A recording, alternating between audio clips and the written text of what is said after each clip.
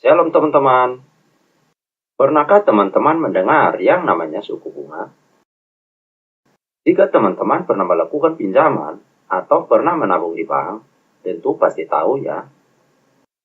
Ketika kita meminjam atau menabung di bank, pihak pegawai bank tentu akan menjelaskan fasilitas dan perkiraan hasil pendapatan suku bunga. Besaran suku bunga akan berbeda-beda, tergantung dari regulasi bank pilihan kita.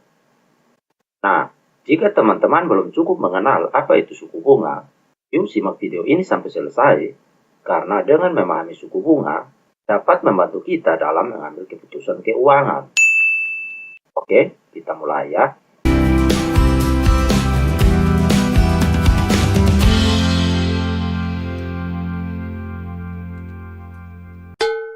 Nah, asal-usul suku bunga dapat ditelusuri kembali ke peradaban kuno, khususnya di Mesopotamia. Di sana, hukum pertama yang diketahui tentang penagihan bunga dicatat, yang sering dikaitkan dengan pinjaman pertanian. Dalam pinjaman pertanian, petani akan meminjam benih dan membayar hutang dengan sebagian dari hasil panen. Suku bunga pada dasarnya adalah jumlah biji-bijian tambahan yang harus dikembalikan di atas jumlah pokok benih yang dipinjam. Pada awal milenium kedua sebelum Masehi, hukum Esnuna menetapkan suku bunga yang sah, khususnya pada simpanan mas kawin. Kata bunga dalam suku bunga berasal dari bahasa Latin yaitu interesse. Nah, suku bunga adalah biaya yang dibayarkan oleh peminjam kepada pemberi pinjaman atas penggunaan uang dalam jangka waktu tertentu. Suku bunga juga bisa diartikan sebagai persentase dari pokok hutang yang dibayarkan sebagai imbal jasa dalam suatu periode tertentu. Menurut Otoritas Jasa Keuangan, suku bunga adalah balas jasa yang diberikan bank kepada nasabah yang membeli atau menjual produknya. Besarnya suku bunga dipengaruhi oleh berbagai faktor, termasuk suku bunga acuan, risiko kredit peminjam, dan kondisi pasar. Memahami bunga penting bagi siapa saja yang ingin mengambil pinjaman, baik untuk kebutuhan pribadi, bisnis, atau investasi. Nah, berikut adalah contoh suku bunga yang dapat kita lihat di dalam Alkitab. Keluaran pasal 22 ayat 25. Jika engkau meminjamkan uang kepada umatku, orang yang miskin di antaramu, engkau tidak boleh bertindak seperti pemiutang, engkau tidak boleh menetapkan bunga uang kepadanya.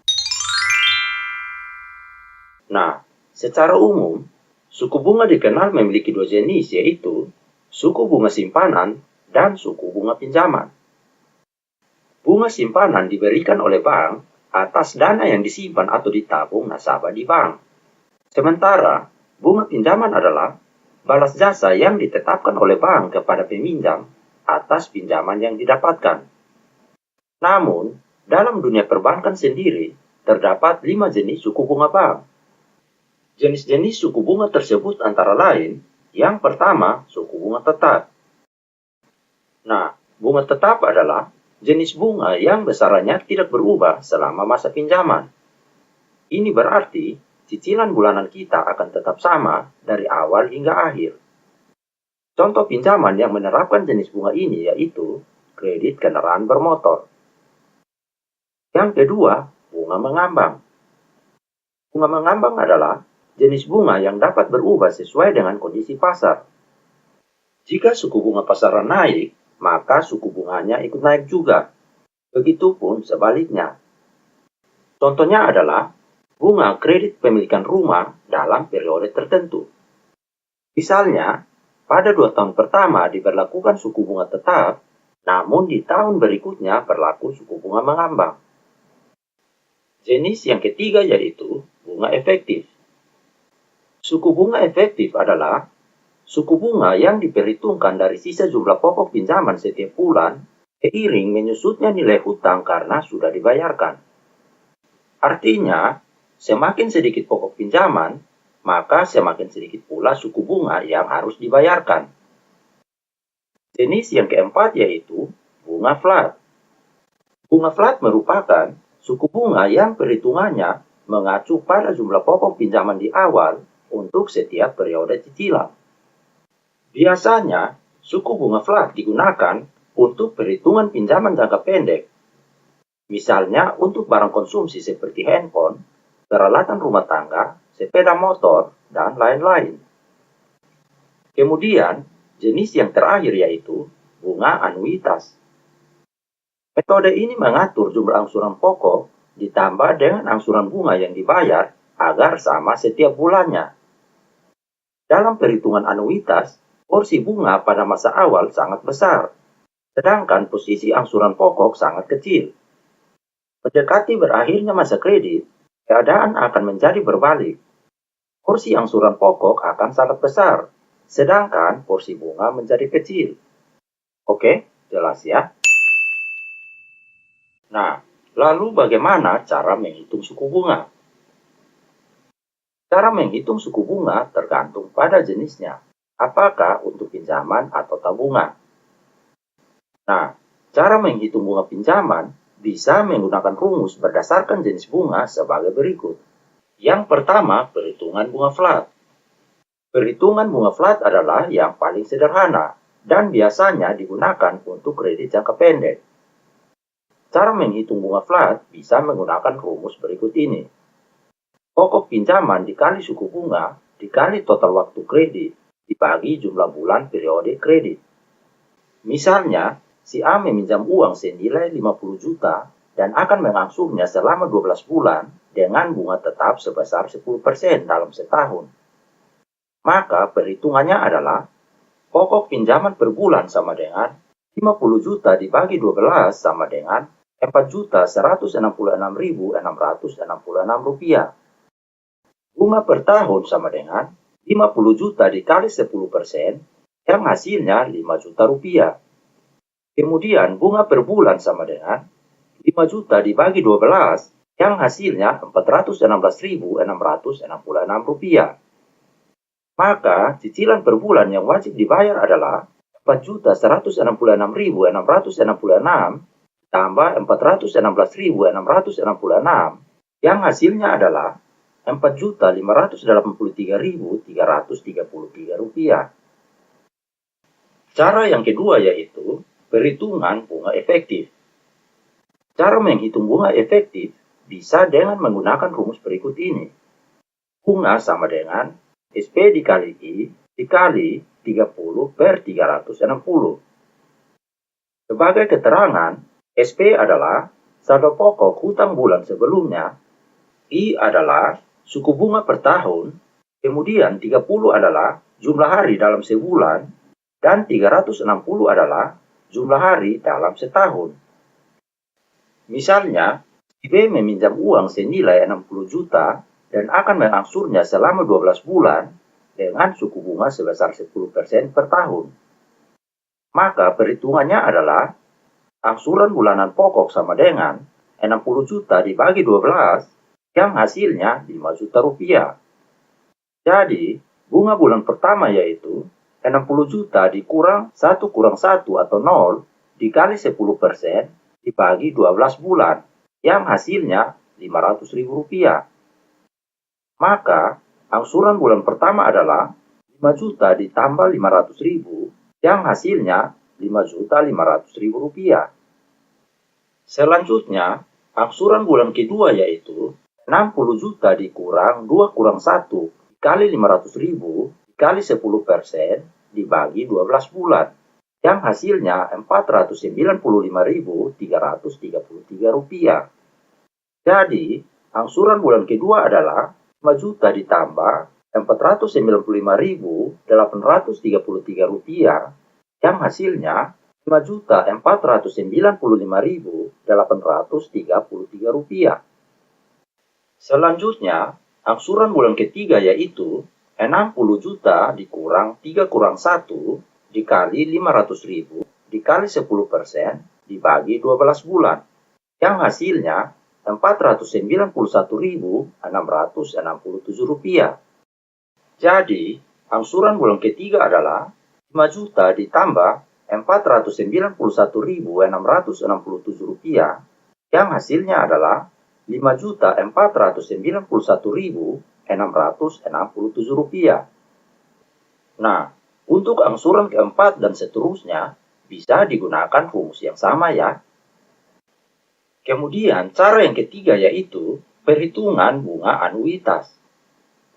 Cara menghitung bunga pinjaman juga bisa menggunakan rumus bunga anuitas. Rumusnya adalah sisa pokok pinjaman bulan sebelumnya dikali suku bunga tahunan dikali 30 per 360. Contoh perhitungannya adalah pokok pinjaman per bulan sama dengan 60 juta dibagi 12 yang hasilnya 5 juta rupiah. Kemudian bunga per tahun sama dengan 60 juta dikali 15% yang hasilnya 9 juta rupiah. Kemudian bunga per bulan sama dengan 9 juta dibagi 12 yang hasilnya 750 ribu rupiah. Maka total cicilan per bulan adalah pokok pinjaman per bulan ditambah bunga per bulan atau sama dengan 5 juta ditambah 750 ribu rupiah yang hasilnya 5 juta 750 ribu rupiah. Oke, jelas ya? Berikutnya, untuk menghitung bunga tabungan, biasanya dilakukan dengan 3 cara tergantung dari jumlah saldo yang diambil. Cara yang pertama yaitu menghitung bunga bank berdasarkan jumlah saldo terendah. Untuk menghitung bunga tabungan berdasarkan jumlah saldo terendah, maka rumusnya adalah saldo terendah dikali suku bunga kali jumlah hari dalam sebulan dibagi 365 hari. Misalnya, Agus di bulan Februari melakukan beberapa kali transaksi, baik setoran maupun pengambilan uang. Saldo tertinggi miliknya sebesar 60 juta dengan saldo terendahnya sebesar 20 juta serta bunga sebesar 1,5%. Perhitungannya adalah 20 juta dikali 1,5% dikali 28 hari dibagi 365 hari, yang hasilnya adalah Rp23.013. Nah, melalui cara perhitungan ini, maka diketahui jika bunga tabungan terendah Agus di bulan Februari adalah Rp23.013. Cara yang kedua yaitu menghitung bunga bank berdasarkan jumlah saldo rata-ratanya. Dengan contoh yang sama, maka untuk menghitung bunga bank sesuai jumlah saldo rata-ratanya dapat menggunakan rumus saldo yang masuk ke rekening kali jarak hari antar transaksi. Misalnya Agus di bulan Februari melakukan beberapa kali setoran dana ke rekeningnya. Besarnya transaksi tersebut meliputi 20 juta di tanggal 1 Februari 2024, 10 juta di tanggal 10 Februari 2024, serta transaksi senilai 60 juta pada tanggal 15 Februari 2024. Hitungannya adalah 20 juta dikali 1 tambah 10 juta dikali 9 tambah 60 juta dikali 5 atau sama dengan 20 juta ditambah 90 juta ditambah 300 juta yang hasilnya 410 juta rupiah. Sehingga saldo rata-rata yaitu 410 juta dibagi 28 hari yang hasilnya Rp14.642.857. Jadi, perhitungan bunga Bank Agus di bulan Februari 2024 berdasarkan saldo rata-ratanya adalah Rp16.849 yang diperoleh dari 14.642.857 kali 1,5% dikali 28 dibagi 365 yang hasilnya Rp16.849. Selanjutnya, cara yang ketiga yaitu menghitung bunga bank berdasarkan jumlah saldo harian. Nah, untuk perhitungan ini, kita bisa menggunakan data pada nomor 2 di atas. Rumusnya adalah bunga sama dengan saldo di rekening per hari dikali persentase bunga dikali jarak hari per 365. Maka transaksi pertama yaitu 20 juta dikali 1,5% dikali 1 dibagi 365 yang hasilnya 821. Kemudian 10 juta dikali 1,5% kali 9 dibagi 365, yang hasilnya 3.698. Kemudian transaksi ketiga yaitu 60 juta dikali 1,5% dikali 5 dibagi 365, yang hasilnya Rp12.328. Jadi, total bunga Agus bila dihitung besar dananya di rekening berdasarkan jumlah dari saldo harian tersebut, yakni mencapai Rp16.847 atau 821 tambah 3.698 tambah Rp12.328. Oke, jelas ya teman-teman? Nah, suku bunga yang berlaku selalu berubah, dan setiap jenis pinjaman memberikan suku bunga yang berbeda-beda pula. Ada berbagai faktor yang mempengaruhi suku bunga, antara lain, yang pertama, besarnya pinjaman. Jumlah uang yang kamu pinjam tentunya akan mempengaruhi jumlah suku bunga yang harus dibayar. Semakin besar dana pinjaman, maka semakin besar pula bunga yang akan didapatkan. Faktor yang kedua yaitu jangka waktu. Jangka waktu pinjaman mempengaruhi suku bunga karena adanya pertimbangan risiko di masa mendatang. Pinjaman yang berjangka panjang biasanya memiliki bunga yang tinggi. Sebaliknya, pinjaman yang berjangka pendek memiliki suku bunga yang cukup rendah. Faktor yang ketiga yaitu kebijakan pemerintah. Untuk beberapa kondisi tertentu, pemerintah bisa menentukan batas minimal atau maksimal dari suku bunga. Hal itu berlaku untuk suku bunga pinjaman dan suku bunga simpanan. Dari ketentuan yang telah ditetapkan oleh pemerintah tersebut, pihak bank tidak boleh melewati batas tersebut. Faktor yang keempat yaitu kebijakan bank. Selain kebijakan dari pemerintah, setiap bank juga memiliki kebijakan mereka masing-masing terkait suku bunga. Banyak hal yang diperhitungkan bank saat mereka menentukan suku bunga, seperti inflasi, perkembangan perekonomian, persaingan, suku bunga dari bank sentral, dan lain-lain. Faktor yang berikut yaitu permintaan pinjaman. Ketika permintaan pinjaman meningkat, suku bunga simpanan akan ditingkatkan. Kemudian, faktor selanjutnya yaitu persaingan bank. Setiap layanan bank pasti berharap bisa menjaring lebih banyak nasabah. Semakin banyak nasabah yang terdaftar di bank tersebut, maka akan semakin baik ke depannya. Apalagi jika nasabah aktif menyimpan dana di bank tersebut, pasti akan semakin menguntungkan. Oleh sebab itu, setiap bank akan bersaing sebaik mungkin untuk memperebutkan dana simpanan atau tabungan dari nasabah. Oke, sampai di sini jelas ya teman-teman? Oke, bagaimana teman-teman? Cukup mudah kan untuk memahami tentang suku bunga? Kalau ada teman-teman yang masih kurang paham, silakan simak lagi ya videonya. Oke, sekian pembahasan kali ini. Tuhan memberkati.